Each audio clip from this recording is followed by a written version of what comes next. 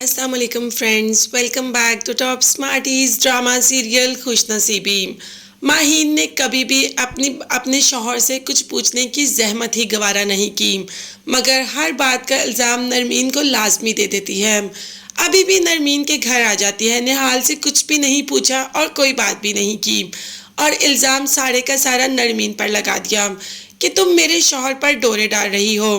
कल भी जब मैं आई तो तुम उससे बात कर रही थी, उसका और तुम्हारा हाथ एक दूसरे के हाथ में था। तुम क्या चाहती हो, या तुम्हें क्या लगता है कि मुझे पता नहीं चलता? मुझे सब पता चलता है, लेकिन उस दिन मैंने इग्नोर कर दिया। अब नरमीन माहीन को बता रही है कि ऐसा कुछ नहीं जैसा तुम समझ रही हो, मेरी तरफ से ऐसा कुछ नहीं, मगर निहाल जानबूझ के ये सब कर रहा है। माहीन नरमीन की कोई भी बात सुने बगैर अपनी बात सुनाकर वहां से चली जाती है।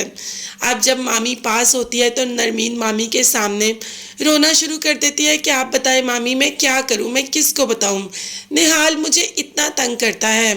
अब ये सारी बातें हुमायूं भी सुन रहा होता है, मगर वो नरमीन को फील नहीं करवाता कि उसने सब कुछ सुन लिया।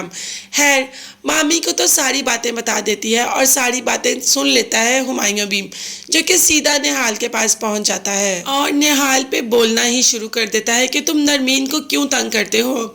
तुम्हें क्या लगता है कि मुझे पता नहीं चलेगा या वो मुझे बताएगी नहीं? अब निहाल ने तो सारे का सारा मुद्दा नरमीन पर ही डाल दिया कि मैं उसे कभी भी तंग नहीं करता। उसी ने मुझे फ़ोन करके और मैसेज करके बुलाया, नहीं तो मुझे तुम्हारे घर जाने की भी कोई ज़रूरत नहीं थी। खैर, हुमायूं को समझ तो नहीं आती इस बात की कि आखिर सच कौन बोल रहा है, मगर निहाल को ही बातें सुनाकर वहां से चला जाता है। दूसरी तरफ आजकल गुल भी काफ़ी करीब आ रही है हुमायूं की।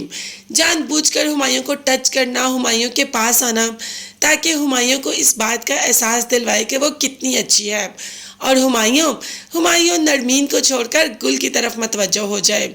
यही बात जब डैनी ने नोट की तो पहुंच गया नरमीन के पास और बता दिया कि जैसे हर मूवी में हर हीरो और हीरोइन के दरमियान एक लड़की आ जाती है, वैसे ही आपकी मूवी में भी एक लड़की दरमियान में आ रही है। अगर आप चाहें तो उसे रोक सकती हैं। अब नरमीन को कुछ समझ नहीं आ रहा और डैनी से कहा कि साफ साफ बताओ।